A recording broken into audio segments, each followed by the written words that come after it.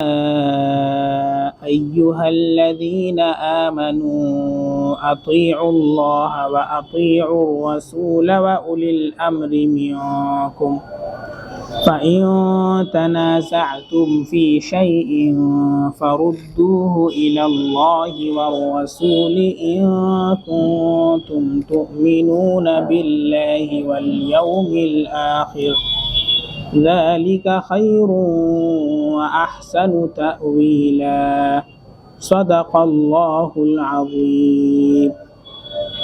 شروع اللہ کے نام سے جو بے حد مہربان نہایت رحم کرنے والا ہے۔ اے ایمان والو، تم اللہ کا کہنا مانو اور رسول کا کہنا مانو، اور تم میں جو لوگ اہل حکومت ہیں ان کا بھی۔ پھر اگر کسی امر میں تم باہم اختلاف کرنے لگو تو اس امر کو اللہ اور اس کے رسول کے حوالے کر دیا کرو۔ اگر تم اللہ پر اور یوم قیامت پر ایمان رکھتے ہو، یہ امور سب بہتر ہیں اور ان کا انجام خوشتر ہے۔ یہ سورۃ النساء کی آیت نمبر 59 ہے۔ اس سے پہلی آیت میں اللہ رب العزت نے ہمیں یہ حکم دیا کہ ہم امانتوں کو امانت والوں کے سپرد کر دیں۔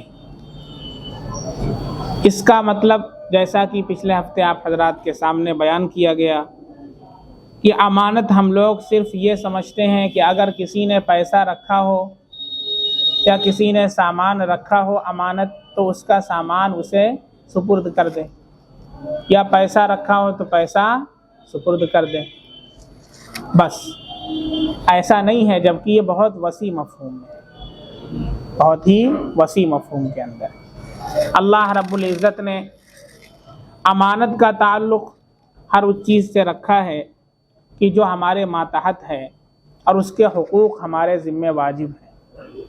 اس کا تعلق اس سے بھی ہے کہ اگر اللہ رب العزت نے ہمیں کوئی عہدہ اور ڈگری عطا فرما دی ہے اور ہمارے انڈر میں کام کرنے والے لوگ ہیں اور ہمیں سلیکشن کرنا ہے، کسی عہدے کے لیے کسی آدمی کا انتخاب کرنا ہے، تو جو اس عہدے کا اہل ہو، صلاحیت والا ہو، اسی کو اس کے لیے منتخب کرے۔ ایسا نہ ہو کہ اس میں رشتہ داروں کو منتخب کر لے یا رشوت لے کر کے کسی نااہل کو منتخب کر لے، تو یہ بھی اس آیت کریمہ کی روح سے جائز نہیں ہے، حرام۔ چنانچہ بخاری شریف کی ایک روایت ہے، اذا وسد الامر الى غیر اہلہ فانتظر الساعہ، کہ جب معاملہ امر یہ نااہل کو سپرد کیا جائے، فانتظر الساعہ، تو قیامت کا انتظار کرو۔ یعنی علامات قیامت میں سے ایک علامت اسے بھی بتایا کہ جب عہدے یہ نااہل کو سپرد کیے جانے لگیں گے، جو اہل ہیں، جو قابل حضرات ہیں، جو اس کے اہل ہیں، جو اس کے لائق ہیں، انہیں وہ عہدہ نہیں ملے گا اور نااہل کو سپرد کیا جائے گا۔ تو یہ قیامت کی علامات میں سے اللہ کے نبی نے فرمایا کہ قیامت کا انتظار کرو۔ تو یہ بھی ایک امانت ہے کہ اگر اللہ رب العزت نے ہمیں ایسے مقام پر پہنچایا ہے کہ ہمارے اندر بہت سے لوگ کام کرنے والے ہیں اور ہم کو کسی کا انتخاب کرنا ہے، تو اس کے اندر ہم اپنی رشتہ داری کو نہ دیکھیں، ہم رشوت کو نہ لیں، بلکہ ہم میرٹ کی بنیاد پر، اہلیت کی بنیاد پر، قابلیت کی بنیاد پر، صلاحیت کی بنیاد پر انتخاب کریں اور اس عہدے کے لیے امیدوار کو چنیں۔ یہ بھی اس کے اندر داخل ہے۔ یہ بہت ہی وسیع مفہوم کے اندر ہے کہ امانت کو اہل امانت کے سپرد کر دے۔ وَإِذَا حَكَمْتُمْ بَيْنَ النَّاسِ أَن تَحْكُمُوا بِالْعَدْلِ، آگے فرمایا کہ جب تم فیصلہ کرو لوگوں کے درمیان تو عدل اور انصاف کے ساتھ فیصلہ کرو۔ یہاں بین الناس کہا، بین المسلمین نہیں کہا، یعنی لوگوں کے درمیان فیصلہ کرو۔ لوگوں سے کیا مراد ہے؟ یعنی تمہارے پاس اگر فیصلے کے لیے غیر بھی آویں، تمہارے پاس فیصلے کے لیے کوئی کرسچنس آئے، کوئی یہودی بھی آئے، تو پھر کیا کرو؟ عدل اور انصاف کے ساتھ فیصلہ کرو۔ یہ نہ ہو کہ یہ تو مسلمان ہے اور وہ غیر مسلم ہے تو اس کی وجہ سے ہمارا فیصلہ بدل جائے، ایسا نہیں ہونا چاہیے۔ چنانچہ واقعہ بھی آپ کو سنایا گیا تھا مفتی صاحب کا، مندر والا واقعہ، سہارنپور کا واقعہ سنایا گیا تھا، آپ حضرات کو یاد ہو۔ اللہ فرما رہے ہیں کہ اذا حکمتم بین الناس ان تحکموا بالعدل، جب تم فیصلہ کرو لوگوں کے درمیان تو عدل کے ساتھ فیصلہ کرو۔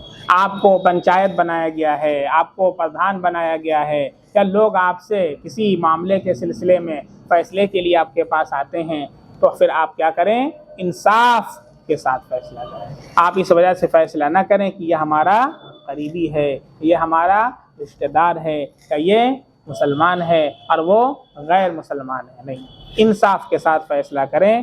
دلائل اور شواہد جس کے حق میں ہو اسی کے مطابق کیا ہو؟ فیصلہ ہو۔ چنانچہ آپ دیکھیں اللہ کے نبی صلی اللہ علیہ وسلم کے دور میں، صحابہ کرام کے دور میں دیکھیں کہ غیر بھی فیصلے کے لیے اللہ کے نبی کے پاس آیا کرتے تھے۔ چنانچہ ایک عورت تھی، بڑے خاندان سے تھی، رؤساء اور امراء میں سے تھی، اور اس نے چوری کیا۔ ہمارے نبی صلی اللہ علیہ وسلم کے عدالت میں فیصلہ کے لیے لوگ آئے مقدمے کو لے کر کے، آپ صلی اللہ علیہ وسلم نے ہاتھ کاٹنے کا حکم صادر فرمایا۔ جب یہ حکم صادر ہوا تو بہت سے لوگ پریشان ہو گئے کہ ارے یہ تو بہت اونچے گھرانے کی ہیں، ان کا ہاتھ کٹ جائے گا۔ تو پھر یہ ہوا کہ بھائی کچھ اس میں تخفیف کر دی جائے، اور سفارش کے لیے آپ صلی اللہ علیہ وسلم کے بہت ہی قریبی حضرت زید رضی اللہ عنہ کو منتخب کیا گیا غالباً، اور ان سے سفارش کروائی گئی کہ آپ ان کی بات مان لیں۔ جب حضرت زید رضی اللہ عنہ نے کہا کہ آپ صلی اللہ علیہ وسلم اس سلسلے میں تخفیف فرما دیں، بڑے گھرانے کی ہیں، امراء اور رؤساء میں سے ہیں، تو آپ صلی اللہ علیہ وسلم نے کیا جملہ فرمایا کہ اگر آج فاطمہ بنت محمد بھی چوری کرتی تو محمد اس کا ہاتھ کاٹ دیتا۔ اگر میری بیٹی بھی آج چوری کرتی تو میں اپنی بیٹی کے لیے بھی یہی حکم صادر کرتا جو آج غیر کے لیے صادر کیا۔ ہمارے یہاں یہ ایسا نہیں ہے کہ اگر اپنے ہیں تو اپنوں کے لیے سب معاف ہے اور غیروں کے لیے سارا قانون ہے، کہ اگر اپنے کچھ کریں تو پھر سب معاف ہے، ان کے لیے نہ جج ہے، نہ عدالت ہے، نہ کچھ ہے، ایسا ہے۔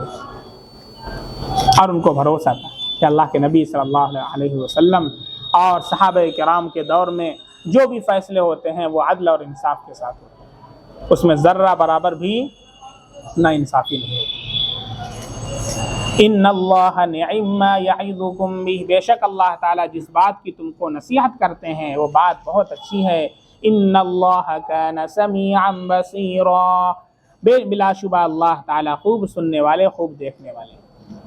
اب اس آیت کریمہ میں جو آگے آج پڑھی گئی آپ کے سامنے، یا ایہا الذین آمنوا اطیعوا اللہ واطیعوا الرسول واولی الامر منکم، اللہ تعالیٰ ارشاد فرما رہے ہیں اے ایمان والو، اللہ کی اطاعت کرو، اللہ کے رسول کی اطاعت کرو، اور تم میں جو لوگ اہل حکومت ہیں ان کا بھی کہنا مانو۔ اب اس میں 3 لوگوں کی اطاعت کا حکم دیا جا رہا ہے۔ سب سے پہلے اللہ کی اطاعت ہے، پھر اس کے بعد رسول اللہ کی اطاعت ہے، پھر اس کے بعد اولی الامر کی اطاعت ہے۔ اب اولی الامر سے کون لوگ مراد ہیں؟ اولی الامر، امر کے معنی معاملہ، اور اولو یہ عربی کا لفظ ہے، اس کے معنی ہوتا ہے والا، والا۔ اولو الامر کا مطلب معاملے والا، معاملے والا۔ امر کے معنی حکومت بھی ہے، انتظام بھی ہے، یعنی انتظام اور انصرام والا، نظام والا، حکومت والا۔ تو اب اولی الامر سے کیا مراد ہے؟ حضرت ابن عباس رضی اللہ عنہ، مجاہد اور حسن بصری وغیرہ مفسرین قرآن نے اولی الامر کے مصداق علماء اور فقہا کو قرار دیا۔ اولی الامر سے کس کو مصداق قرار دیا ہے؟ علماء اور فقہا کو قرار دیا کہ اللہ کی اطاعت کرو، اللہ کے رسول کی اطاعت کرو، اور علماء اور فقہا کی اطاعت کرو۔ یہ مراد ہے حضرت ابن عباس رضی اللہ تعالیٰ عنہ کی تفسیر کے مطابق، اور حسن بصری اور مجاہد وغیرہ کی تفسیر کے مطابق کہ وہ رسول کریم صلی اللہ علیہ وسلم کے نائب ہیں اور نظام دین ان کے ہاتھ میں ہے، چونکہ علماء کو اللہ کے نبی نے کیا فرمایا کہ یہ انبیاء کے وارث ہیں، علماء انبیاء کے وارث ہیں، اس لیے رسول کی اطاعت کرنا ہے، اور رسول اللہ صلی اللہ علیہ وسلم جب نہیں رہے تو ان کے جو نائب ہیں ان کی اطاعت کرنا ہے، اور ان کے نائب کون ہیں؟ علماء اور فقہاء ہیں۔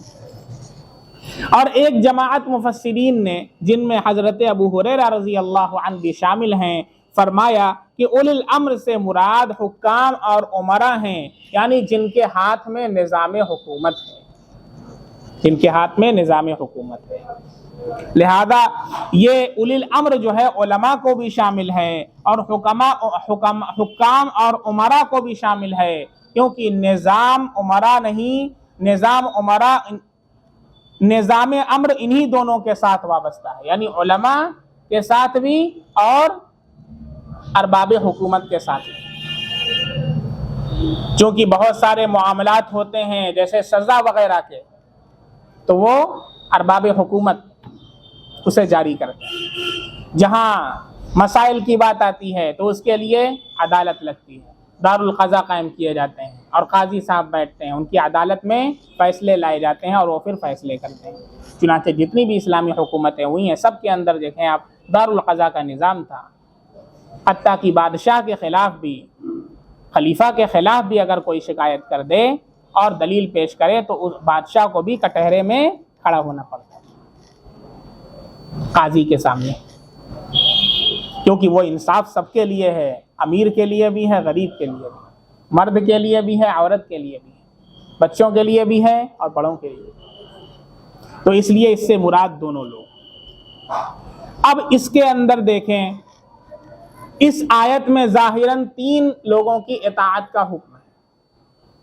نمبر 1 اللہ رب العزت، نمبر 2 رسول اللہ صلی اللہ علیہ وسلم، نمبر 3 علماء، فقہاء اور ارباب حکومت، یہ قرآن کہتا ہے۔ بہت سے حضرات جو ہے وہ دین کی سمجھ نہ ہونے کی وجہ سے یہ کہتے ہیں کہ صرف ہمارے لیے کتاب اللہ اور سنت رسول اللہ کافی ہے، ہمارے لیے کتاب اللہ اور سنت رسول اللہ کافی ہے۔ اور کچھ لوگ اس سے بھی آگے بڑھتے ہیں تو کہتے ہیں یکفینی کتاب اللہ، ہمارے لیے صرف اللہ کی کتاب کافی ہے۔ تو اللہ کی کتاب کافی ہے اور اللہ کی کتاب میں جو لکھا ہوا ہے اسے نہیں مانتے تو اللہ کی کتاب کیسے کافی ہے؟ اللہ کی کتاب تو تجھے کافی نہیں ہو رہی ہے، کیونکہ اگر کوئی یہ کہے کہ ہمارے ابا ہیں، ہم ابا کو ابا مانتے ہیں، بہت اچھی بات ہے، ابا کہہ رہے ہیں بیٹا ایک گلاس پانی لے کر کے آؤ، آپ ہمارے ابا ہیں، ابا ہم آپ کو مانتے ہیں لیکن آپ کی نہیں مانیں گے، تو لوگ کیا کہیں گے؟ یہ جھوٹا ہے، یہ ابا کو ابا مانتا ہے لیکن ابا کی نہیں مانتا تو ابا کو بھی نہیں مانتا۔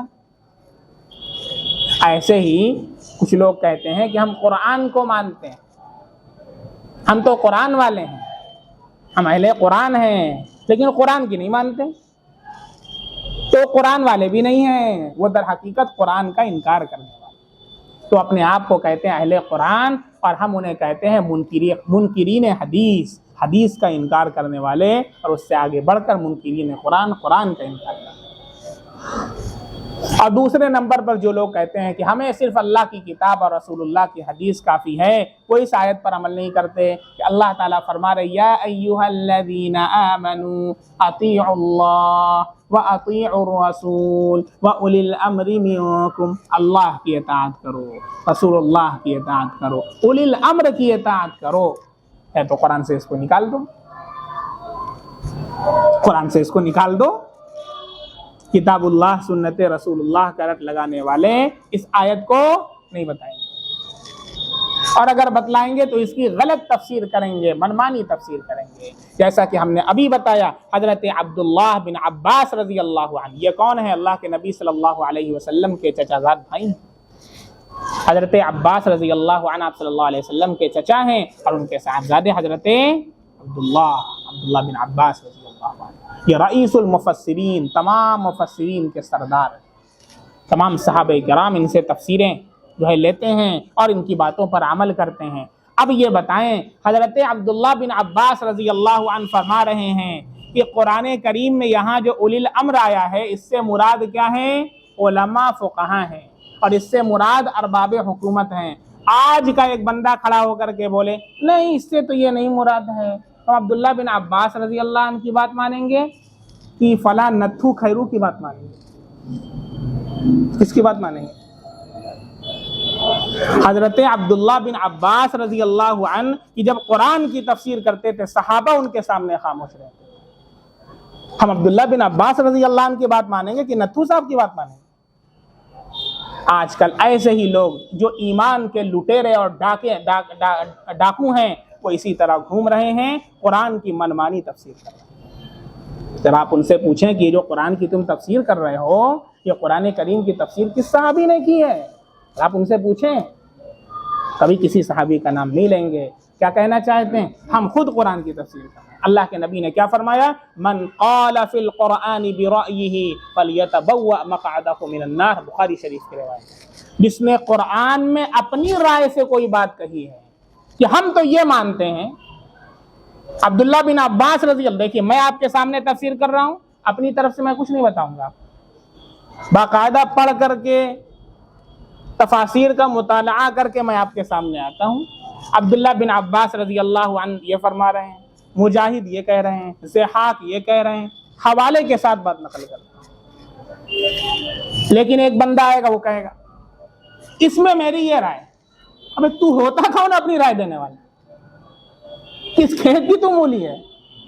اللہ کے نبی فرما رہے جو قرآن میں اپنی رائے سے کوئی بات کہے جہنم میں اپنا ٹھکانہ بنا لے۔ تو اللہ کے نبی کی حدیث کے مطابق جہنمی ہے، کس نے حق دیا تجھے قرآن میں اپنی رائے قائم کرنے؟ اس لیے اہل ایمان ایسے لوگوں سے ہوشیار رہیں جو آپ کے ایمان کے لٹیرے اور ڈاکیے ہیں اور وہ آپ کے ایمان پر حملے کر رہے ہیں۔ آج کل کالج کے بہت سارے اسٹوڈنٹس ہیں، بہت سا ماڈرن طبقہ جو اپنے آپ کو بہت ماڈرن سمجھتا ہے وہ ان لوگوں کے نشانے پر آ رہا ہے اور اپنے ایمان کو اور اپنے اسلام کو برباد کر رہا ہے، خیر آباد کہہ رہا ہے۔ ایسے لوگوں کو اس لیے ایسے لوگوں سے ہوشیار رہیں۔ اللہ قرآن میں کہہ رہا ہے اللہ کی اطاعت، رسول اللہ کی اطاعت، علماء اور فقہا کی اطاعت، بس اس کے علاوہ۔ پھر فرمایا آگے فَإِن تَنَازَعْتُمْ فِي شَيْءٍ فَرُدُّوهُ إِلَى اللَّهِ وَالرَّسُولِ، پھر اگر کسی معاملے میں تم باہم اختلاف کرنے لگو، کوئی بات ہے اس میں دو لوگوں میں اختلاف ہو جائے، یہ کہے کہ یہ درست ہے اور ہمارا بھائی بولے کہ نہیں یہ چیز درست ہے، تو اب کیا کرو؟ یہیں بیٹھ کر کے لڑتے رہو، آپس میں رسہ کشی کرتے رہو اور پھر آپس میں بول چال بند کر دو۔ ہم لوگوں کے اختلاف کا عام طور پر نتیجہ کیا ہوتا ہے کہ ہم کسی بات پر بحث کرتے ہیں، ہم کہتے ہیں کہ یہ صحیح ہے، سامنے والا کہتا ہے کہ یہ صحیح ہے، پھر ہم اس سے بولنا چھوڑ دیتے ہیں، وہ ہم سے بولنا چھوڑ دیتا ہے، ہم اس کو اپنے یہاں بلانا چھوڑ دیتے ہیں، وہ ہم کو اپنے یہاں بلانا چھوڑ دیتا ہے، ہم اس کے رشتہ داری اس سے توڑ دیتے ہیں، وہ ہم سے رشتہ توڑ لیتا ہے، ہم اس کے گھر جانا چھوڑ دیتے ہیں، وہ ہمارے گھر آنا چھوڑ دیتا ہے۔ پھر وہ اپنے متعلقین کو یہ تاکید کرتا ہے کہ دیکھو اگر ہم سے رشتہ رکھنا ہے تو فلانے سے مت رکھنا۔ یعنی یہ حرام کاری صرف ہماری تک محدود نہیں رہتی ہے، ہم اس کو آگے بھی کیا کرتے ہیں؟ فارورڈ کرتے ہیں۔ کیا کرتے ہیں؟ اگر ہم سے رشتہ رکھنا ہے تو ان کی شادی میں شریک مت ہونا، ہم سے رشتہ رکھنا ہے تو فلانے کے جو ہے دعوت میں مت جانا، اور وہ کہتے ہیں اگر ہم سے رکھنا ہے تو ان کے ہاں مت جانا۔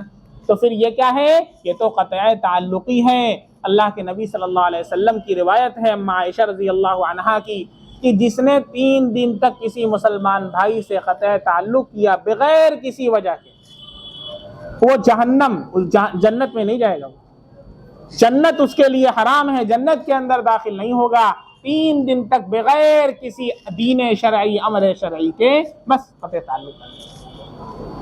آج کل اگر ہم اپنے معاشرے پر نگاہ ڈالیں تو اکثر قطع تعلق کی وجوہات دنیاوی ہوتی ہیں، دینی نہیں ہوتی ہیں، دینی وجوہات نہیں ہوتی، دنیاوی وجوہات ہوتی ہیں۔ کیا وجہ ہے؟ پتہ چلا کہ انہوں نے جو ہے لڑکی کی شادی کی، ہمیں نہیں پوچھا، بس یہ وجہ ہے۔ اب یہ بتائیے لڑکی کی شادی میں دعوت یہ شریعت سے ثابت ہے ہی نہیں. لڑکے والوں کے لیے ولیمہ ہے. بھائی لڑکی جو ہے، لڑکی کے گھر جو لڑکے والے آ رہے ہیں، لڑکا جو آ رہا ہے بارات شریعت میں نہیں ہے. لڑکا آئے، اس کے گھر کے اس کے والد صاحب چلے آئے، دادا چلے آئے، گھر کے 4 لوگ 5 لوگ چلے آئے، نکاح کرائیں لے کے جائیں. لڑکی والوں کے اوپر کھانا کھلانا نہیں ہے. ہاں اگر کھانے کا وقت ہے کھلا دیا، نہیں وقت ہے چائے پلا دیا. شریعت نے نکاح کو انتہائی سادہ کیا ہے، ایک دم سادہ. اور صحابہ کرام کے 1,24,000 نکاح کے نمونے ہمارے سامنے موجود ہیں. ایک نمونہ نہیں ہے، 1,24,000 نمونے موجود. آپ بتائیں لڑکی والوں کے لیے نہیں، لڑکے والوں کے لیے. آپ کو ولیمہ کرنا ہے، آپ پورے جونپور کو کھلائیے، کون منع کر رہا ہے؟ لیکن آپ لڑکی والوں کے دروازے پر جاتے ہیں 1,000 لے کر کے تو ان کو کھلاؤ. پھر آپ کھلائیے نا، آپ لڑکی والوں سے کیوں کھلوا رہے ہیں؟ اللہ نے آپ کو دیا، آپ کھلائیے، کون منع کر رہا ہے؟ یہ لڑکی والوں پر جو بوجھ ڈالا جا رہا ہے آپ جان رہے ہیں، اس کی وجہ سے لڑکی کا باپ قرض لینے پر مجبور ہوتا ہے. کتنی بچیاں ایسی ہیں جو بوڑھی ہو رہی ہیں، ان کی عمریں ضائع ہو رہی ہیں، نکاح ان کا نہیں ہو رہا ہے کیونکہ پیسہ ہی نہیں اس کے باپ کے پاس اس کا نکاح ہے.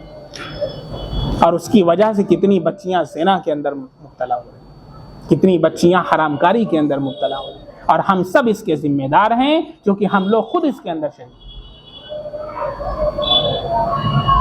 ہم سب لوگ اس کے اندر شریک ہیں، معاشرہ پورا اس کا ذمہ دار ہے. کتنی بچیاں ایسی ہیں جو بوڑھی ہو رہی ہیں، ان کی عمریں ضائع ہو رہی ہیں. بھی ایک صاحب سے ملاقات ہوئی، السلام علیکم ورحمۃ اللہ. میں بچپن سے ایسے ان کو دیکھ رہا ہوں، میرے 2 بچے ہو گئے، میں نے ملاقات کی، میں نے کہا خیریت سے؟ الحمدللہ.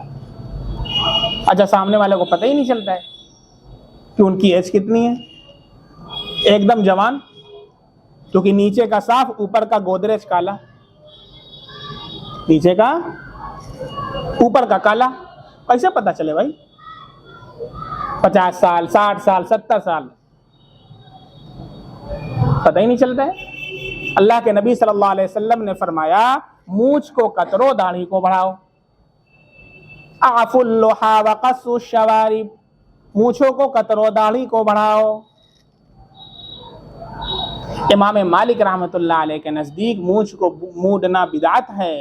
امام ابو حنیفہ رحمۃ اللہ علیہ کے نزدیک مونچھوں کو اس قدر کترے کہ موڑنے کے قریب ہو جائے، یہ سنت ہے. بات سمجھ شریف میں آ رہی ہے؟ داڑھی کو بڑھانے کا حکم ہے. اب پتہ ہی نہیں چل رہا ہے بھائی، میں بچپن سے دیکھ رہا. میں نے کہا بھائی اور اہلیہ ٹھیک ہیں؟ ایسی میں نے اہلیہ ٹھیک ہیں، بال بچے ٹھیک ہیں؟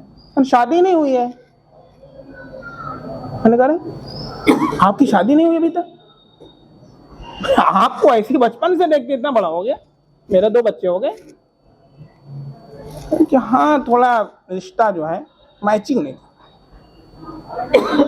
کیا بات. ہم نے کہا بتائیں ذرا ہم کو بھی کچھ ڈیٹیل وغیرہ، ہم بھی آپ کی ہیلپ کریں. آپ کو تو شادی ہو جانی چاہیے. نکاح کا جب وقت ہو جائے تو نکاح میں تاخیر نہیں کرنا چاہیے. آدھا ایمان نکاح ہے. اللہ کے نبی صلی اللہ علیہ وسلم نے فرمایا من تزوج فقد استکمل نصف الایمان، جس نے نکاح کر لیا اس نے آدھے ایمان کو مکمل کر لیا. اب سوچ لیں جتنے لوگ نکاح نہیں کیے ہیں ان کا آدھا ایمان ابھی ہے، اور وہ آدھا بھی جو بچا ہے وہ کیسا ہے وہ ہم کو معلوم ہے. بات سمجھ شریف میں آ رہی ہے؟ تو کہا کہ پڑھی لکھی ہو، لمبی چوڑی ہو، اتنی ہائٹ ہو. ہم نے کہا ٹھیک ہے. میں نے 1 ہفتے کے بعد فون کیا. میں نے کہا کہ ایک رشتہ ہے آپ کے لیے. کہا کہ کیا کوالیفیکیشن ہے؟ ہم نے کہا بچی بی اے کی ہوئی، گریجویشن کمپلیٹ. چلیں بی اے نہیں. میں نے کہا پھر